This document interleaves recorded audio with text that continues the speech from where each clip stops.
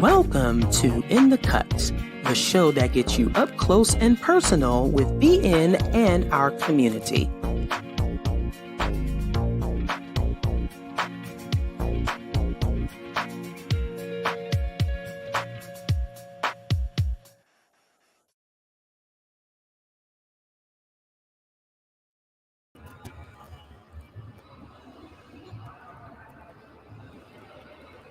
Oh no, I'm sorry, Edith, we can't hear you. Oh no. Okay. Yeah, so I'll do the intro while we work on your volume. Good afternoon, evening, or morning, everyone. Welcome to In the Cut, the show that gets you up close and personal with Black non-believers in our community. I'm Mandisa Thomas, founder and president of Black Non-Believers. Welcome. So for those of you who aren't familiar with our organization, Black Non-Believers is a 501c3 nonprofit headquartered in the Atlanta, Georgia area. We connect with other Blacks and allies who are living free of religion and might otherwise be shunned by family members and friends by providing a caring, friendly, and informative community. Instead of accepting dogma, we determine truth and morality through reason and evidence. And the mission of Black Non-Believers is to provide secular fellowship, nurture and support non-believers in coming out, also known as open identification, encourage pride in non-religious identities, educate the public on the history and current state of non-belief in Black communities, and organize events and charitable causes. And as always, you can find more information on our website at blacknonbelievers.org. And BN welcomes all regardless of age, gender identity, sexual identity, national origin, or racial identity. However, our content and our work prioritizes Black non-religious voices. And before I bring Edith back on, I'm just letting you know where I am. I'm currently in Washington, D.C. at the Forward Conference, which is taking place in between the National Museum for African American Culture, as well as the Smithsonian's Arts and Industries building. And this conference is about forwarding religions in Black communities, right? So we're talking about the pluralism, how religion can move Black communities forward, or in having dialogue. And so I will be presenting on the work of Black non-believers at 3:15. I also had the opportunity to be a part of the God Talk panel, which took place after the screening yesterday at the NICMAC building. Edith, can we test your audio? Yes, how's this? Oh, perfect. That's so much better. Yay. Cool. Yeah, so I'm here in DC today, and I know you're still back in ATL. And so I was just explaining to everyone where I am. This was we advertised this, and we shared this as an event over the previous two shows. So it was a free event. I'm not sure if the tickets are still available, but I look forward to people, to the attendees, hearing about the work that we do, hearing more about us, and for those who are firmly within the BN camp, for them to hear, for them to even learn more and support us. So, but also too, I'd like to say happy 19th birthday to my son Isaiah, who is currently a freshman at the University of Illinois in Chicago. He is 19 today. So please join me in wishing him a very, very happy birthday.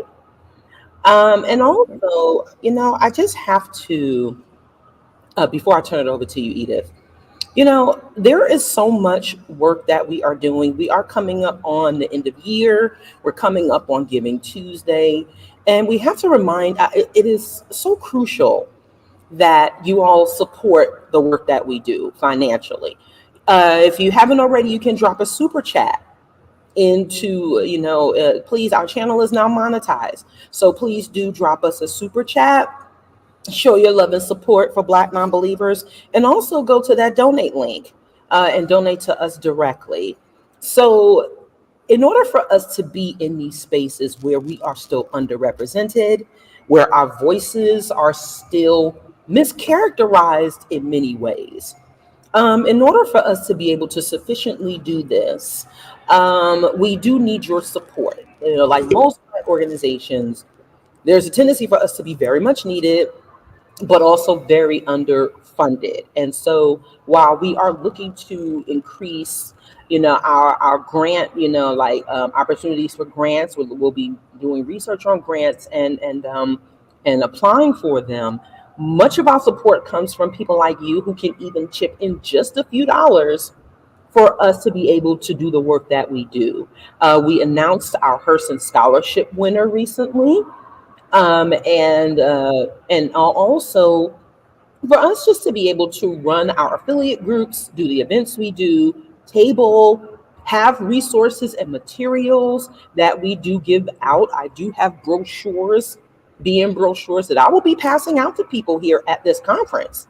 And so, in order for us to continue to represent ourselves and do so in a way that we are properly defining ourselves and also providing the space and the comfort that we need, we really, really count on your support. Like I said, even just a few bucks helps us out a lot.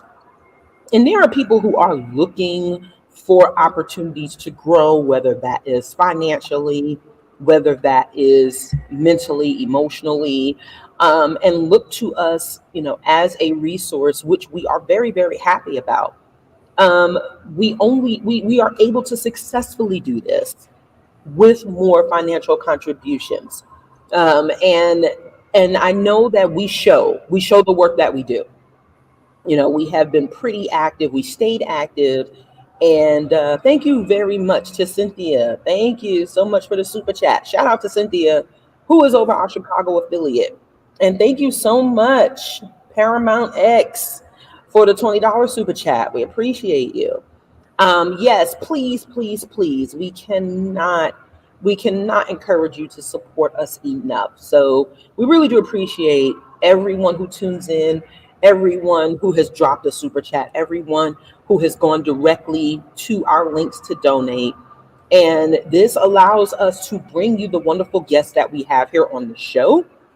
It allows us once again to host the annual initiatives and events that we do, and so and to bring it to a place where it is going to be beneficial to some of everyone. So with that, I will stop and turn it over to Edith.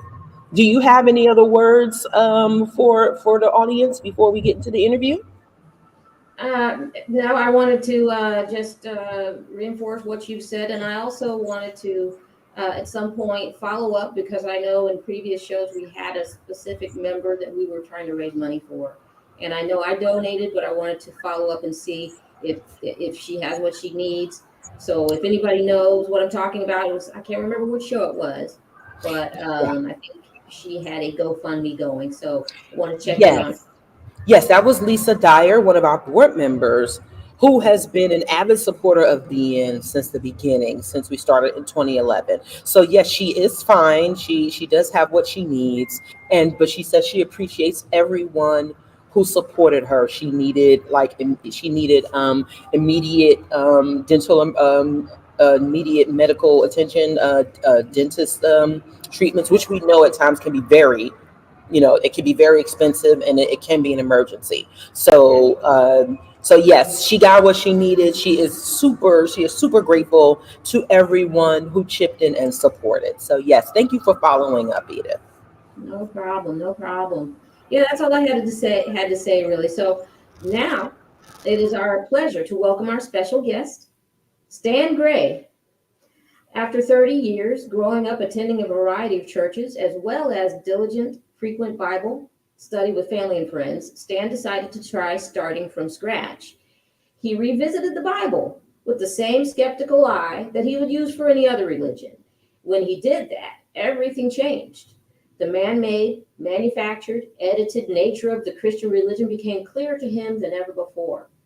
And with his show, TRQ, The Right Questions, Stan has one mission, and that's to get people thinking and asking tough questions about their Christian faith and face the fears that were meant to prevent them from doing so. Welcome to the show, Stan. It's really great to have you on today. Thank you. Thank you very much. It's good to meet you all. All right. Well, as we ask all of our guests, please share your upbringing and how you arrived at your non-belief. So, yeah, it's kind of a long story. I mean, I grew up Bible believing. My mom and my dad, especially my mom, she was kind of like the driver of the train conductor of that whole journey. And my dad, he was definitely along for the ride. He definitely was also a believer, but he wasn't as studious or as intense about it as my mom was. And we used to go to different churches. We would go to decent churches. We never went to any mega churches or anything like that, but churches that had their own building. And we also went to churches that were, being held in the conference room at a La Quinta Inn, for example, or different small little hotel lobbies and stuff like that. And inevitably, for whatever reason, every church that we ended up going to would end up with some kind of drama or some kind of unpleasant situation or some weird, bizarre teaching that somebody was coming up with in order to, massage their own behavior into the worldview where people would accept them and people wouldn't judge them. And it was always something weird going on. And eventually we would try to find another church. And after a while, after several times of that type of stuff happening, my mom decided to just, you know what? Let's look at the Bible ourselves. Let's study. Let's practice, kind of apologetics and stuff like that. We would have Bible studies at home with my family. Friends would come over pretty much every single weekend, and we would, do Bible study. And it was during that time where I really started digging into the Bible and trying to understand it more. And the thing that was really good about that situation for me was that even when there were scary questions or weird feelings that you would have, if you read the Bible, if you actually read the Bible, which most people seem like they don't, you're inevitably going to come across things that are difficult to deal with and hard to reconcile with the idea of God that modern Christians have.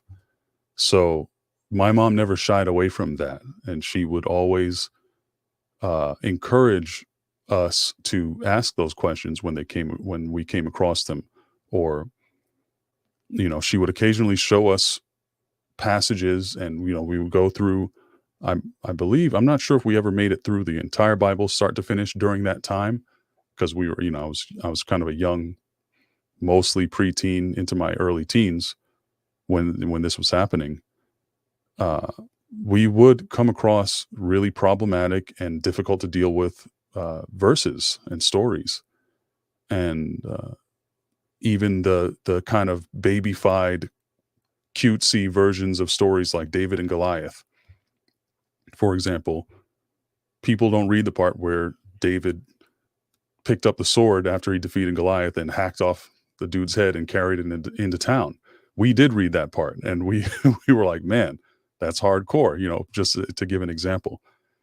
And those are the types of things that we wrestled with. We didn't hold back any particular questions or concerns that we might have had. And back in those days when I was a younger guy, a kid, my mom always had a satisfactory explanation for it, whatever the problematic verse might have been, or the concept that I was struggling with, or the story that was disturbing to me. And eventually, as I grew older, I went to the military, got out of the military, went to Afghanistan a few times, did a bunch of stuff, and, had some life experiences. And somewhere along that line, I met my wife. We had a child. And when my daughter started to kind of, get a little older, she was maybe a year, 2 years old, I started thinking to myself, okay, it's about to be my turn to impart these views, my worldview and my religion, onto the next generation, onto my first child. And something about it, maybe it wasn't, I didn't feel as prepared as my mom seemed to be able to explain the more intricate inner workings of God's ways, is kind of the way I was framing it in my head at the time. I wanted to say, you know what? I need to get on that level where I could explain and defend these beliefs to anyone, but especially more than anyone to my own child, because this is going to shape her entire way that she views herself and the world around her. And I began not really deconstructing, but I began to say, you know what, let me break everything down, go all the way back to the source, start again with the Bible, and pretend like I had never even been raised into this worldview. And I decided to do that. It was very difficult, but as I did, and I made a point not to ask anybody else, not to talk to anybody else about it.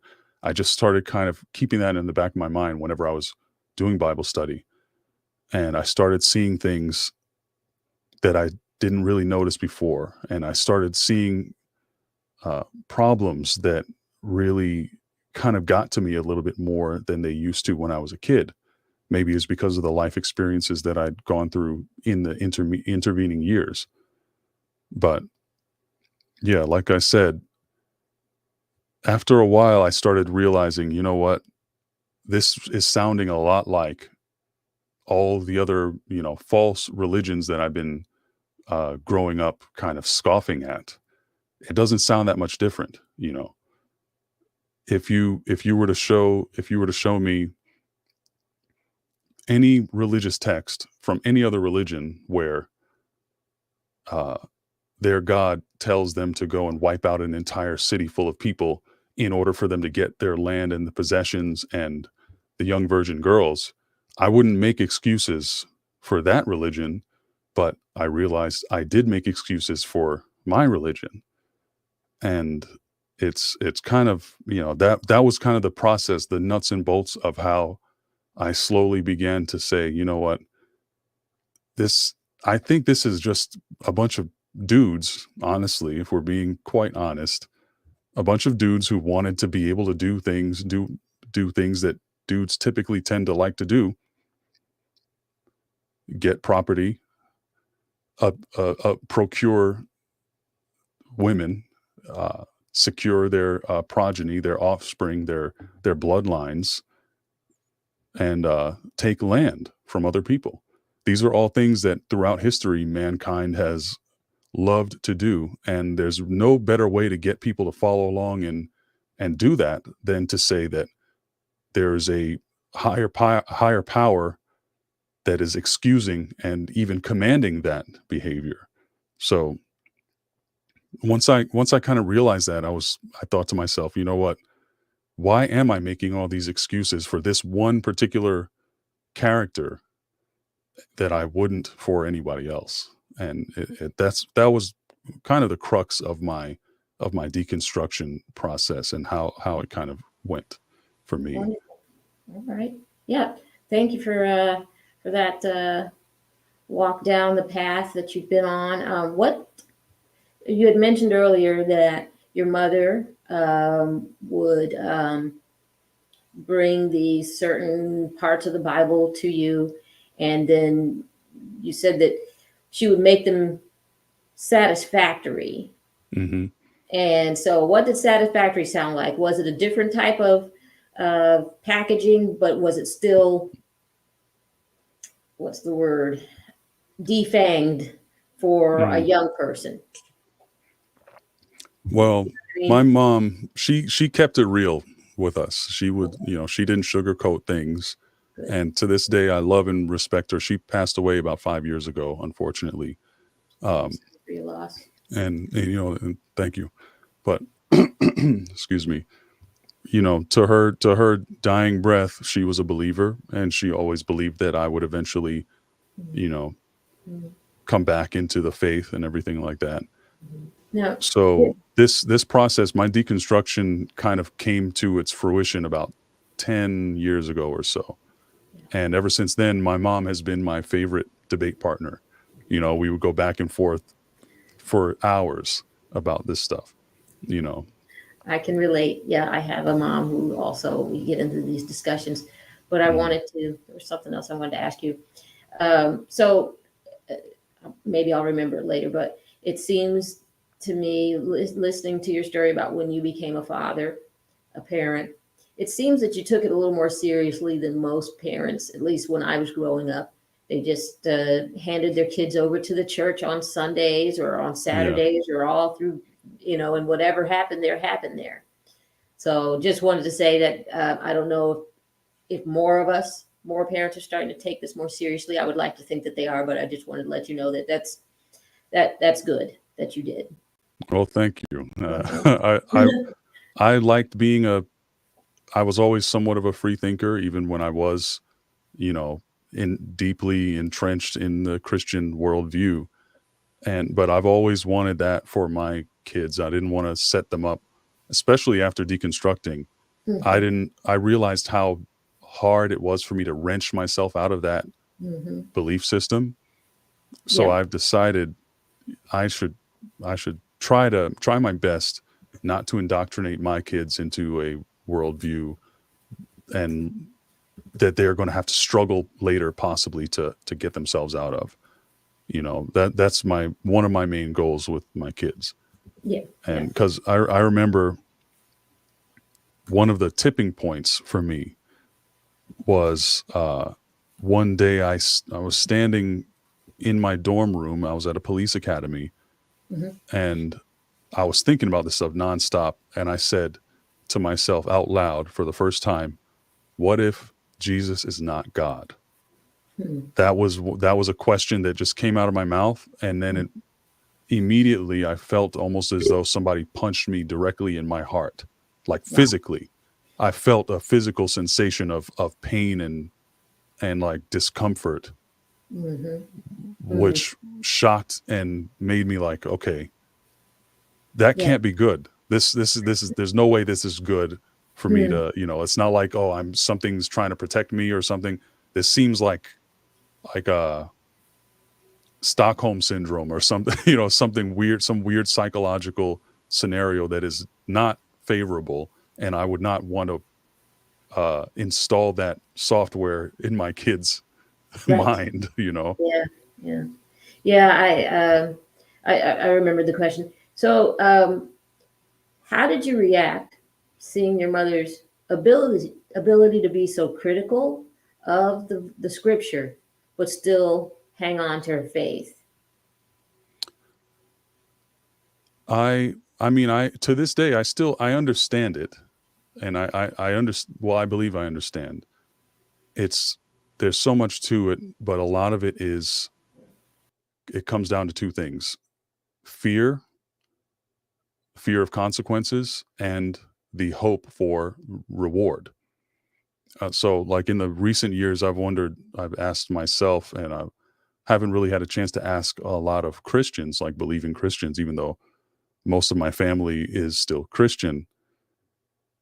If there was no, if there were no negative consequences to your beliefs and, you know, accepting God, Jesus as your savior, would you still do it? If there was no negative consequence, or if there was no reward, would you still do it? And there's this cycle of rewards and punishments that really perpetuate that mindset, and where people, you know, hey, if you step away and you say, you know what, I see your point, I see that the that it's wrong, that, you know, this it's wrong to do whatever the infinite number of crazy insane things in the Bible that are morally reprehensible to the modern conscience.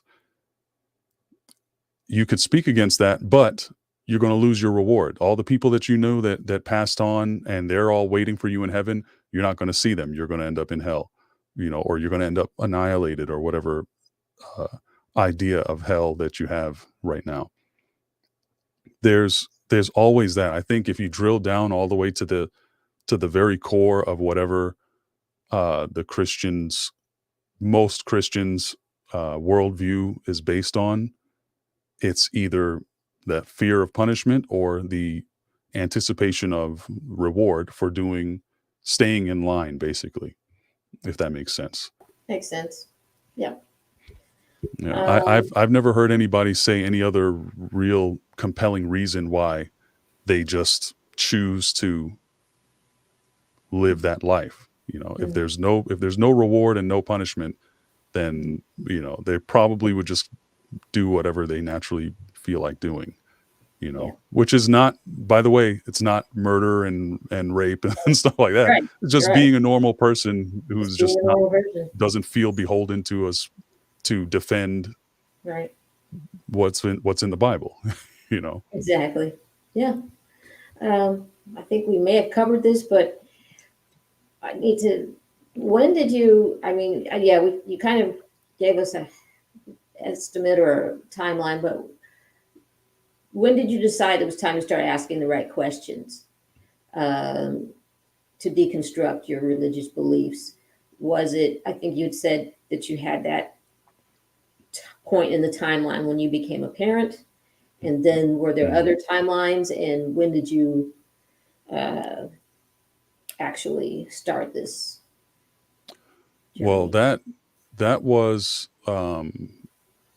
the question that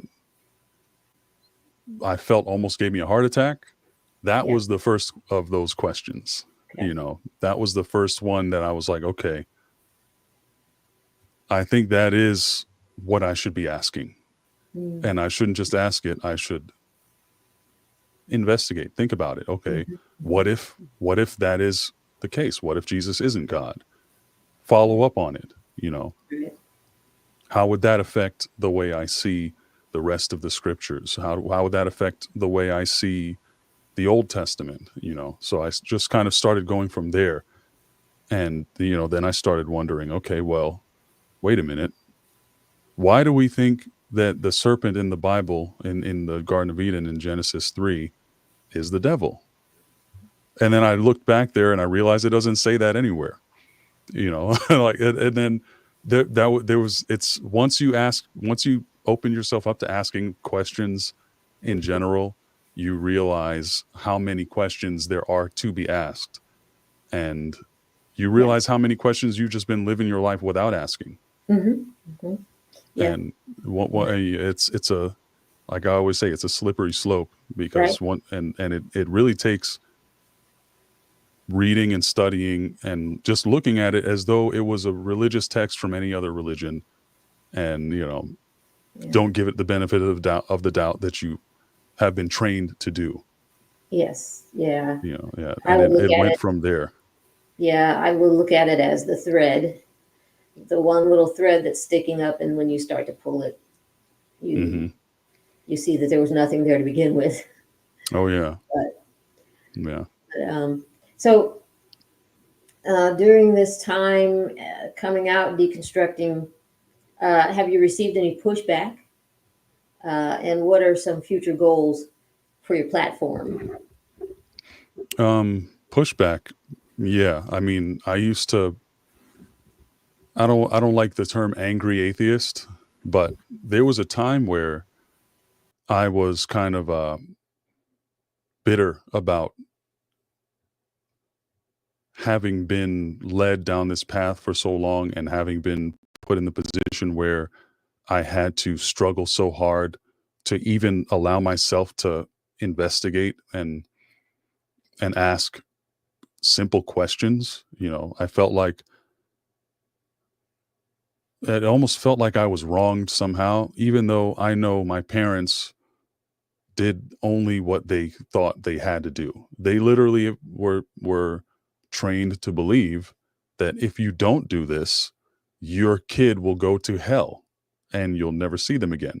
So of course it would be, if that's what someone believes, you know, it would almost be worse for them not to try to indoctrinate you. So of course I can't blame them for that, but I still felt some sort of, you know, anger and disappointment about that whole thing, and especially looking into it and seeing how phony and how, to me, like, it's like you can't unsee it. I can't unsee how terrestrial and how human and just gross a lot of the teachings of the Bible are.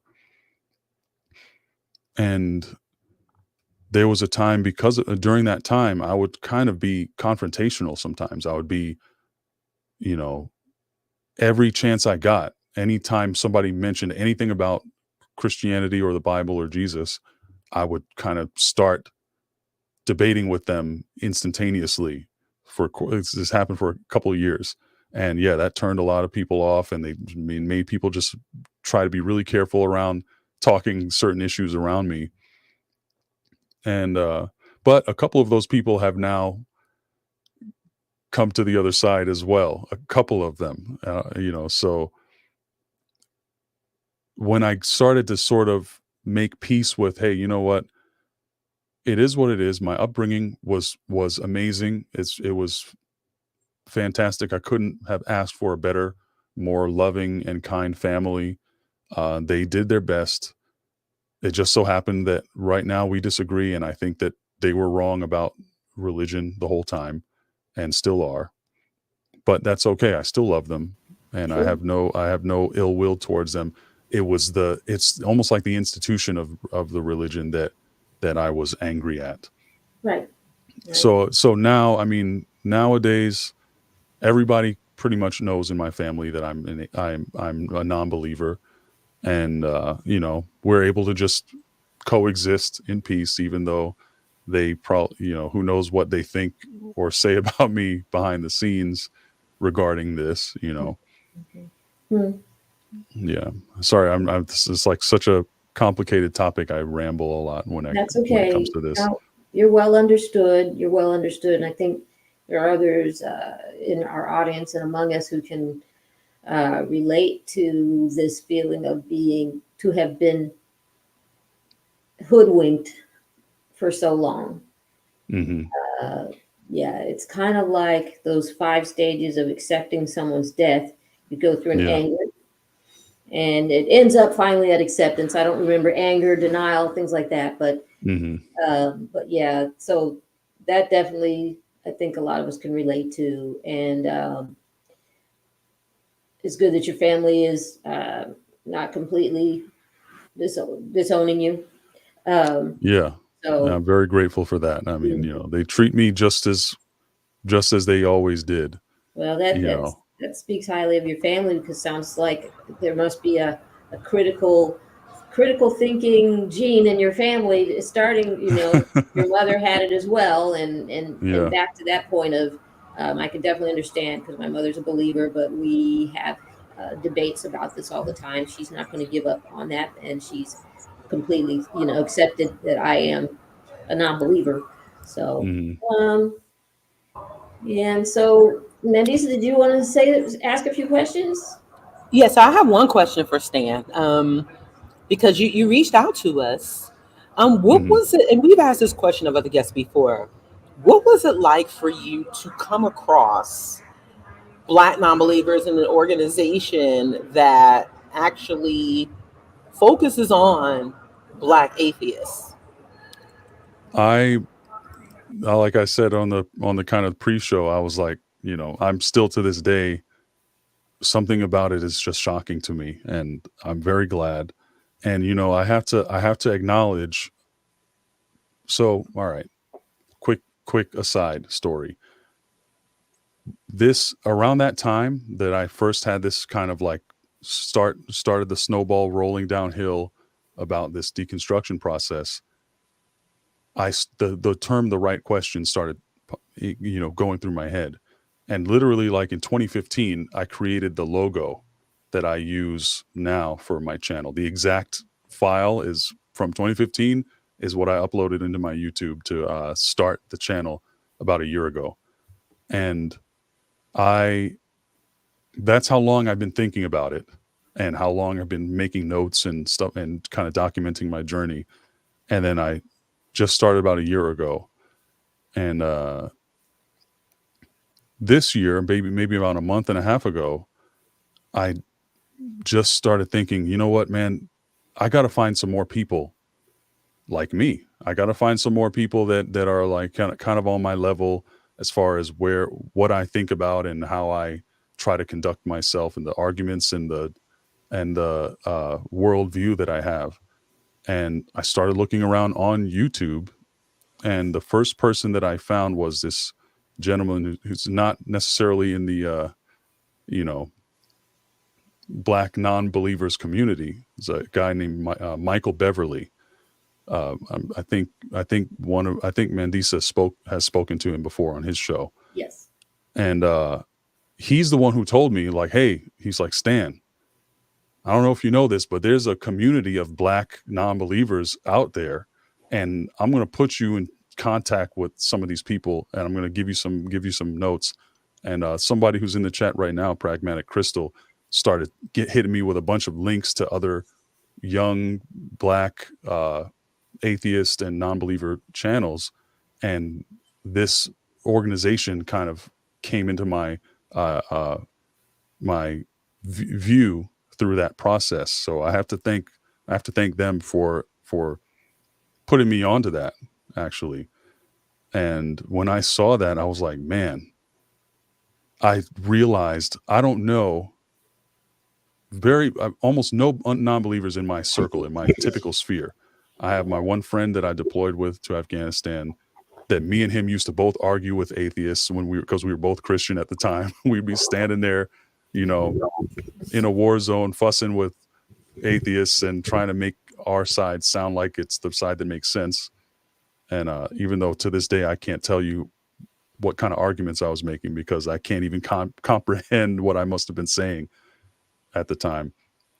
But this gentleman, he's the only person I know. He lives on the other side of the country. But I don't know personally any other Black non-believers that I see on a daily basis or talk to on a daily basis, other than the two people in my family that I told you, or a couple of people that have crossed over to my side.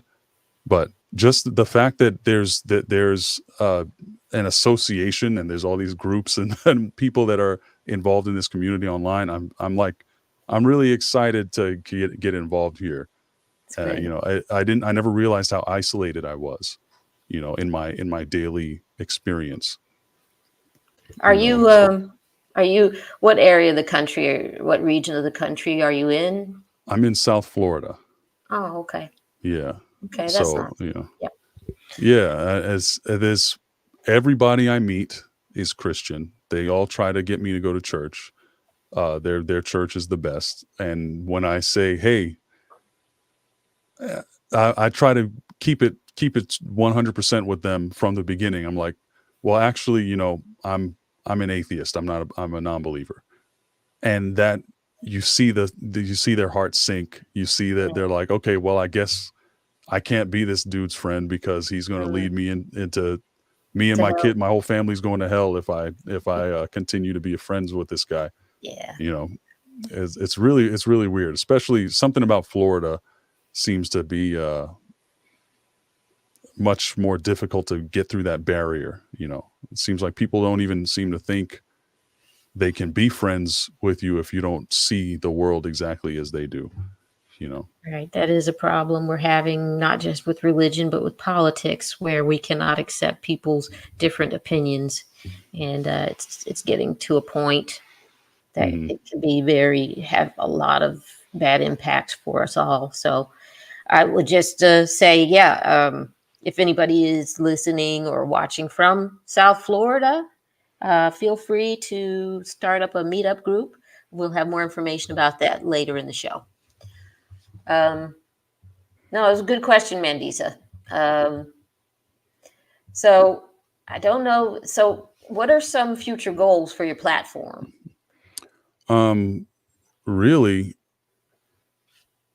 So this is what I would like to do with my platform, is develop a community that I can kind of just bounce things back and forth off of.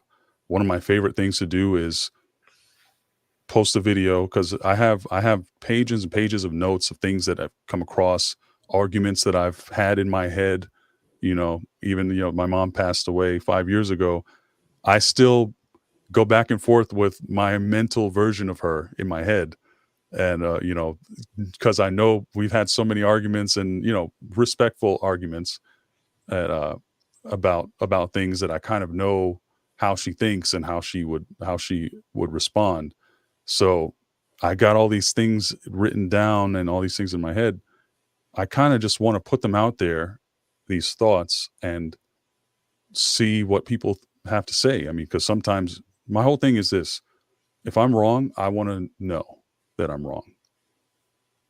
If I'm right, I want to share that information with other people. And when I put something out there and somebody says, "Oh, well, actually, you know what? That doesn't make sense because XYZ." I look at that, I consider it, and most of the time it's not convincing, because the half of my comments are, Christ is king.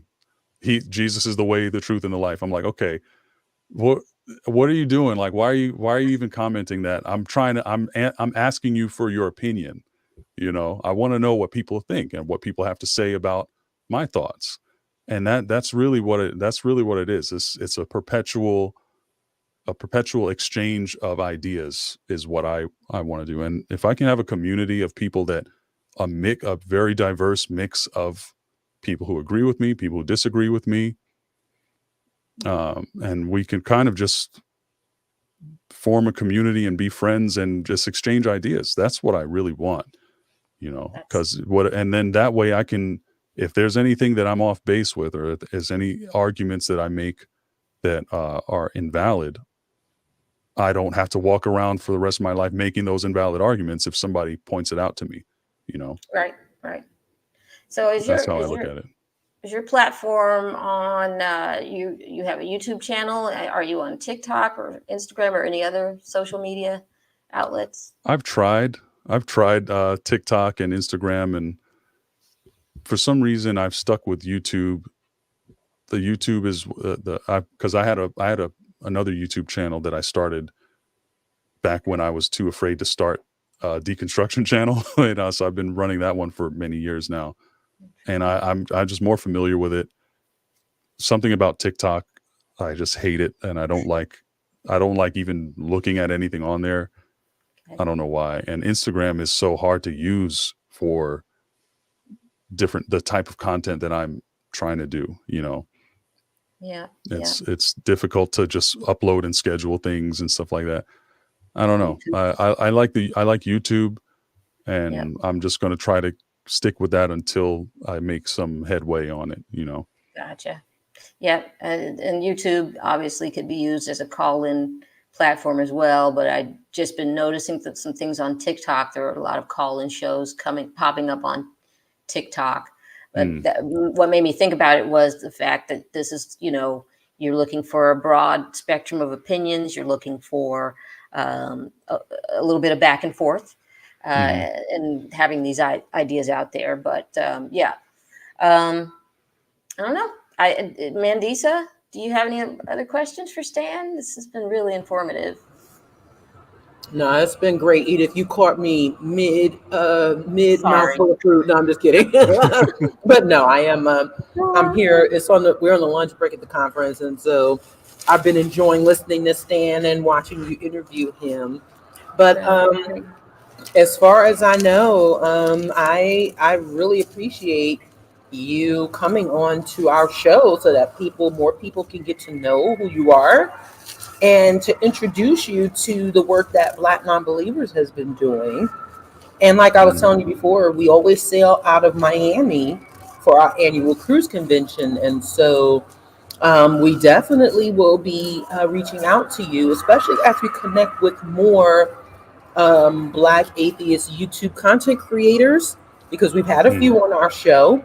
So we're going to be working on strengthening that collective and bringing shout out to Michael Beverly as well, because we Mm, compiled some videos for something that he responded to as well, and so he enlisted some of us to speak to this, and so I really appreciated him, recommending us to you, and also us finding you, mm, because it's always better that we help support each other and get our content out there, especially for those of us who are really, really challenging the critical and invoking critical thought. right. So that's Yeah. definitely all I had. So thank you once again for being our guest, Stan. You definitely will hear more from us. We will be working more together in the future. That's awesome. Thank you very much for having me on and opening your doors to me, because I'm very grateful that there's such a community exists. I've been looking. I didn't know I was looking for it, but I've Yeah, been kind of found hoping you. for it this whole time, and now here We we are. found you. That's great. Yeah, That's that's great. amazing. Yeah. Yes. Thank you so much. Thank So, you. and don't forget, you can subscribe to Stan's YouTube channel at YouTube at Stan Gray TRQ. So please go subscribe to his channel as soon as you can. Yeah. Uh, that brings us to our upcoming events. And I think Washington, D.C., November 1 through 3, you're there right now representing. Yes. And this is Forward Religions Conference, presented by the Center of African American Religious Life at the National Museum of African American History and Culture. It's free to attend. So if you've got a little time left in your weekend, I know we're already one day in, but if you're near the DC area, go check it out and say hi to Mandisa. You can find Yes. information at the NMA HC SIEDU events. Uh, and the link will be provided in the show in the comments. And then on November 3rd in Detroit, Michigan, we're going to have BN of Metro Detroit on tap and chat at Rochester Mills Beer Company. That's at 4 p.m. Eastern. You can reserve by October 30th, or you should have. And then you can find more information on the Meetup app. And that's going to be Black Nonbelievers of Metro Detroit. And then Thursday, November 7th, please join us for the final session of Can We Talk workshop series. The title is Talking About Death Won't Kill You. 7 p.m. Eastern. It's free to attend, but you have to register. So you can do that at Can We Talk Part 6. And yeah, Mandisa, do you know if these sessions were recorded, or is there any way that somebody could access this later? So they're not being recorded for public consumption, but there are still, we did a Can We Talk session with Chanel Reed last year, and that is still up on our YouTube channel. So there's information that is available on Compassionate Choices website that has resources about like end of life preparation and medical aid in dying. So there are kits there. There's information on there that people can access if Okay. they cannot attend the last session. Wonderful. And just to answer the question about what does the shirt say, so for those of you who aren't familiar, Edith was on a show called Across Generations back in April. It aired in April, and she made a very, very powerful quote that said everything she said was powerful, but she said Jesus was under the bus so that God could get clout. And so we turned this into a t-shirt, which is available on our website if you'd like to purchase, and we will tell you about that very shortly. Yes, thank you for that. So then, yeah, we're already having dates for you to put on your calendar. We're out here in March 21 through 23rd of 2025. We're going to have the Revival of Reason, the Homecoming, and at the Oasis Event Center in Morrow, Georgia. More information will be coming for that, so please save those dates. And then at the end of this month, from November 29, we will be back on the BNCCon conference. This is a cruise leaving out of Miami. You can join us on the Royal Caribbean's Independence of the Seas with stops to Labadee, Haiti, and Falmouth, Jamaica, near Montego Bay. We have a whole host of speakers lined up, including Chris Cameron, Candace Gorham, Dragnock Mims, Christy Puckett, Teddy Reeves, and more. And I believe we are putting the final touches on the actual schedule of speakers and sessions. So please, there's still room if you want. Prices are starting for double occupancy, $600. And that includes your cabin fare, your fees, and that's, many dining options are available. And that will also include your convention registration. Sound check. Pay Sorry, no they're just doing a more. sound check over here. I think there's still like interior cabins left for people who might be interested, but definitely hit us up if you are. Yep. The time's getting close, so we would love to have as many as can join. So we are also still seeking new board members for BN. So if you are enthusiastic, dedicated, and like to have fun while working, please apply at bit.ly/BN board member. And then the Godless Gospel Project is still looking for singers, particularly tenors. This is a paid opportunity. So if you know someone or if you yourself can sing, please submit your audition today at godlessgospel.org. And as always, we will keep you posted on social media and on upcoming shows.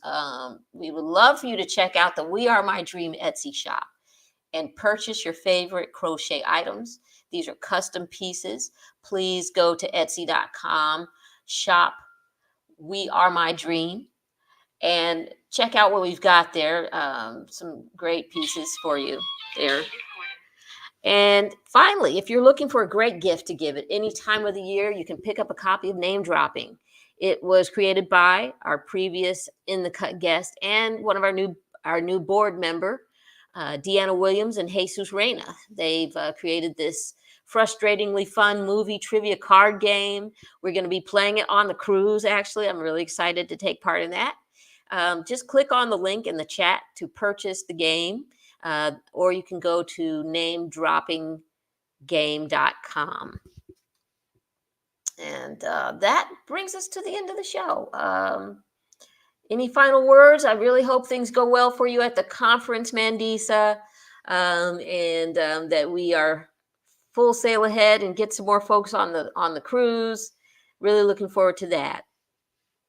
Yes, they're kind of doing a sound check in this room over here, but yes, very quickly. Yeah, we just got our conference room approval on the ship. So we will, and then also God Talk, the film that was shown here last night will be shown on the cruise. So Teddy Reeves, who is the curator of religion and public life here at the National Museum for African American Culture, is going to be one of our speakers and presenters, and he will do a panel session with him on the film. So I cannot again just emphasize enough the importance of supporting Black Nonbelievers as an organization and the work that we do. So again, before we close out, that's all I had to say. All right. Well, that wraps up this episode of In the Cut, and we hope you enjoyed the show. Stan was great. Going to go subscribe right now and hope that you will join us again. As a reminder, we air every first and third Saturday of each month. Please don't forget to like this video and spread the word. And follow us on Facebook at Black Nonbelievers, Instagram at BNonbelievers, and the B and N are capitalized on Twitter. You can subscribe to us on YouTube. Our channel is now monetized, so we thank you all for tuning in and supporting us. So find your local, be an affiliate, and that's for anybody listening from South Florida. Our friend Stan, you can join a group or you can become an organizer. You just need to complete the volunteer form on our website. Learn more and make your tax-deductible donation at BlackNonbelievers.org. Donate. And if you want to represent Being Even More, you can get your swag. We've got shirts. We have hoodies. We have this wonderful Jesus was thrown under the bus t-shirt for sale. Hoodies, mugs, shot glasses, and more from our online store. That's blacknonbelievers.org/store-2. So again, thank you all for joining in today, and take care, and we will see you all next time.